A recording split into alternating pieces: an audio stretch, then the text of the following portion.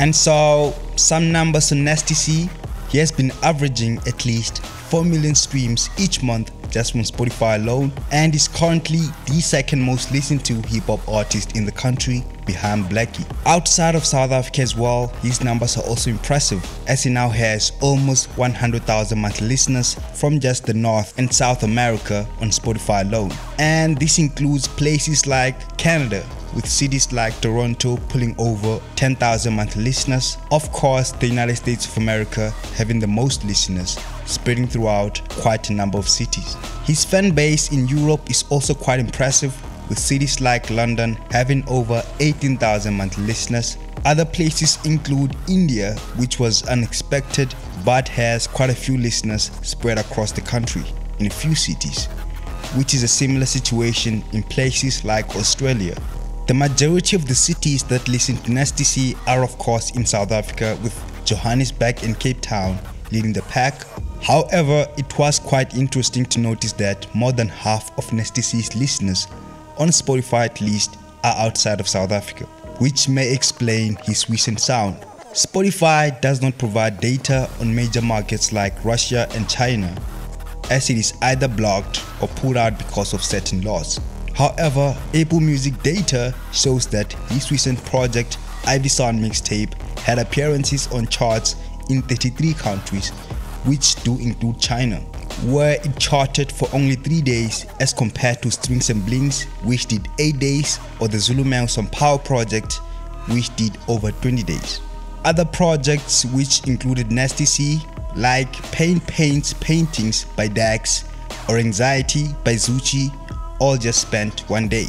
Other interesting countries include Finland, where he spent a day, compared to Strings and Blings, together with the Zulu Some Power, which spent 8 and 5 days respectively, or Dex's project, which spent 35 days. But the Ivyson Mixtape had a peak higher than the other Nasty C projects, as it reached a top position of 70. In Kyrgyzstan, his recent mixtape only spent a day, becoming Nasty C's first project so far to chart in that country. And of course, it spent less time compared to Flame's DOA, which also had a track featuring Nasty C, which spent 2 days, or Shane Eagle's Dark Moon Flower, spending a total of 4, but of course was topped by Mishlawi's Solitaire project, which spent 6 days and also featured Nasty C on a song. In the next segment, we will go deep into the exact performance of the mixtape, analyzing song by song. But before that, today's artist sponsors track is Namba featuring LaSauce, Kid X, and Audio Addicts by Some Idiot.